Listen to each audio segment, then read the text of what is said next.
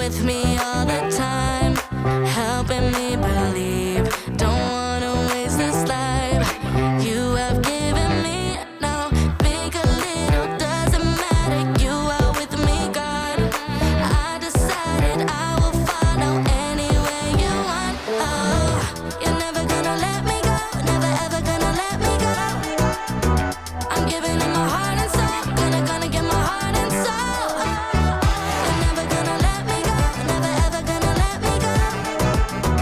I'm giving it my heart and soul, gonna give my heart and soul. I'll give my all to you, whatever you choose. I'll give my all to you, whatever you choose for me to do.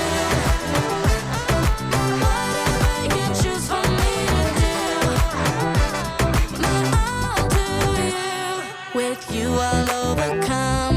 I'll be your hands and feet. I'm trusting in you, God. You're strong when I am weak. So big or little, doesn't matter. You are with me, God. I decided I will follow anywhere you want. Oh, you're never gonna let me go, never ever gonna let me go. I'm giving it my heart and soul, gonna give my heart and soul. You're never gonna let me go, never ever gonna let me go. I'm giving it my heart and soul, gonna give my heart and soul. I'll give my all to you, whatever you choose. I'll give my all to you, whatever you choose for me to do. Whatever you choose for me to do. My all to you. Today, tomorrow I will follow you. Today, tomorrow you are always with me, God. Today, tomorrow I will follow you. Today, tomorrow you are always with me, God. Give my all to you, whatever you choose. I give my all to you, whatever you choose for me to do. Whatever you choose for me to do. My all to you.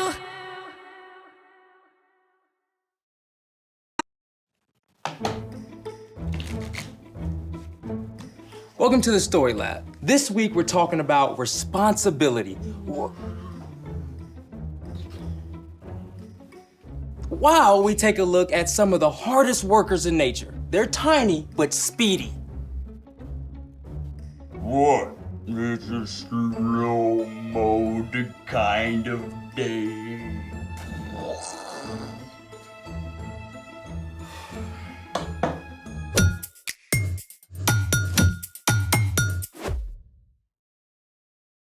Hey, I'm Carter. And I'm Zeke. We're talking about responsibility, which is showing you can be trusted with what is expected of you. Okay, what's with the slow-mo? Winter break was so awesome. Sleeping in every day, no place to go. And then, bam! Back to school, homework, activities, chores, even though it's only been a couple of weeks. It's too much. I want to go back to doing nothing. Yeah, I get that. I'm stuck in vacay slow mode. Dude, same. I'm doing this House of Cards competition with my cousins, but I can't seem to get it off the ground. Oh, that's so cool. I would totally live there. Yeah, well, I'm good at sketching ideas. Building, not so much. Persistence, my friend. Dude, I've tried this 37 times. But you lack expertise. Oh, you're the expert? Well, my grandpa's the hardest working guy I know, and he's taught me everything he knows about building anything. Cards included. Sweet. Let's make it! All you need to build a house of cards is a deck of cards. Done. Oh, hey, is that Cyrus on your cards? Best dog ever. He's been in the family almost as long as I have. Well, show me what you got so far. Okay. I start like this. Okay. Wait, okay? I just need to get them to balance. Let me try again. Okay. There. Cool. So now Can I take a crack at it? Be my guest. Oh, I'm always prepared. We can each build one. Alrighty. So first, you start by making a triangle, or as sciencey people call it, an apex. Then, you build a second one right next to it. And after that, you put a card right on top, like a roof. Whoa, hold on. That is exactly what I've been trying. Where and when did you get these? Well, my aunt gave them to me for Christmas. She had Cyrus's picture printed and everything. So, the cards are brand new. Yeah, I opened them this morning. Aha! Aha! But come on, can I get a light bulb? Want to share your light bulb moment? Yeah. Friction. Friction? Friction is a force that acts between two objects that are in contact with one another. It slows or stops movement between the two surfaces that are touching. Without friction, you get what happens when Mom asks me to mop the floor.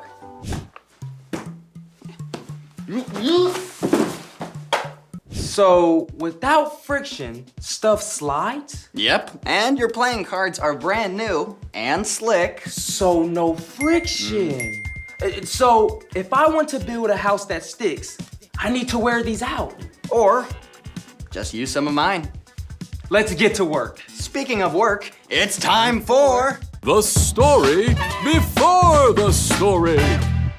Today, we're in the book of Proverbs, which is full of wise sayings. Many of these came from King Solomon. Solomon became king at a very young age. He was worried about how he could lead without much experience. One night, God spoke in a dream and told Solomon he could have any gift he wanted.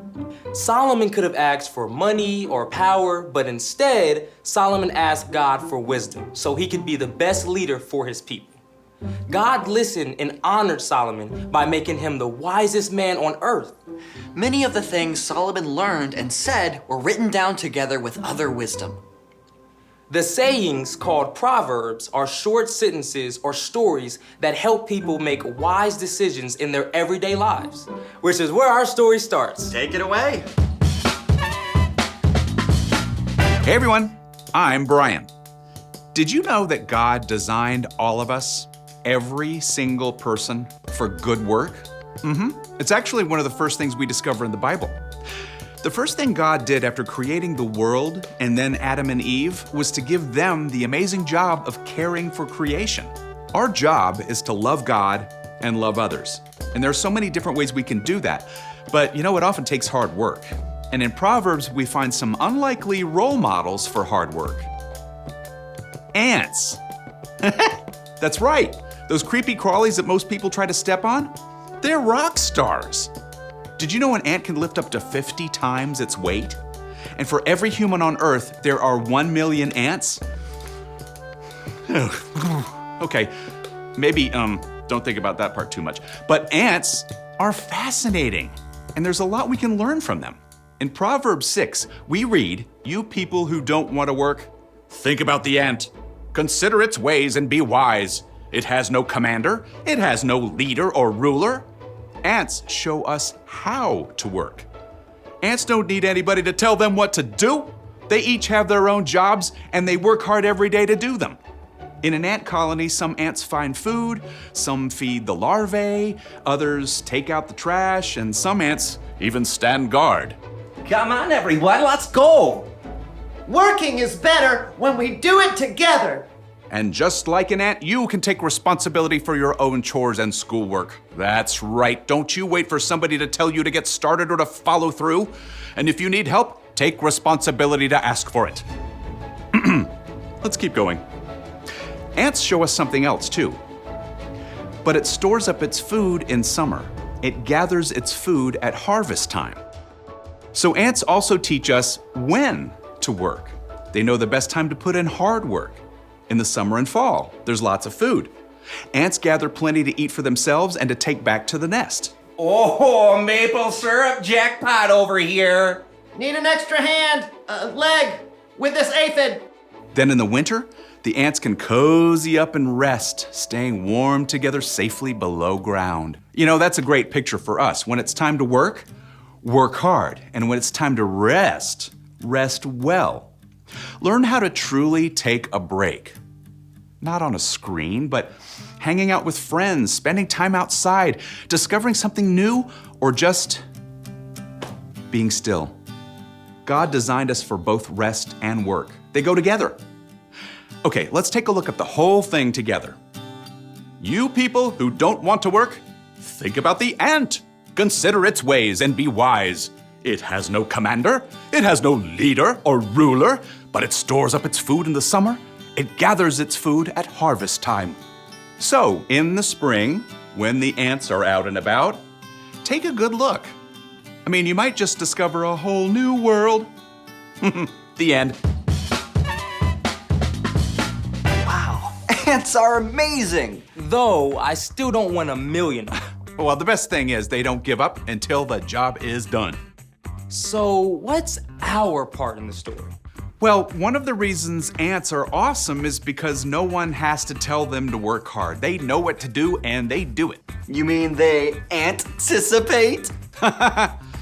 Yeah, well, you know, they actually do. In fact, Jesus is the most incredible example of what working hard means to us. He came to rescue us, and he followed through to the very end. I never thought about it that way. We've each got work to do too. That's for sure. You probably know what your parents and teachers expect of you, like making your bed or doing your homework before dinner. And you don't have to wait for somebody to remind you 3 times, just jump to it. Like I could surprise my parents by putting the dishes into the dishwasher before they even ask me to. Or if you see someone who needs help, don't wait for them to ask, offer a hand. That's right. And even if a job feels hard or frustrating, you can stick with it. Come on. Like my laundry, because somehow there's always more. Yeah, it's even important to work hard when your part doesn't feel super important, like in a group project. Your hard work is actually a way to love others and honor God. So take a lesson from 1,000,000 of your tiny friends. And do the work God designed for you. I think you got it. Keep your eyes out for the ants and see you next time. So, here's the thing. Work hard even when you feel like giving up. Even when life seems as slippery as a new pack of cards. Oh, hey, check this out. Look where hard work got us. Hey, I gotta wear these cards out too. How about a game of Snap? Hard work, but somebody's gotta do it. Thanks for joining us in the Story Lab. See you next time. 1, All right. 2, 3, 4, snap!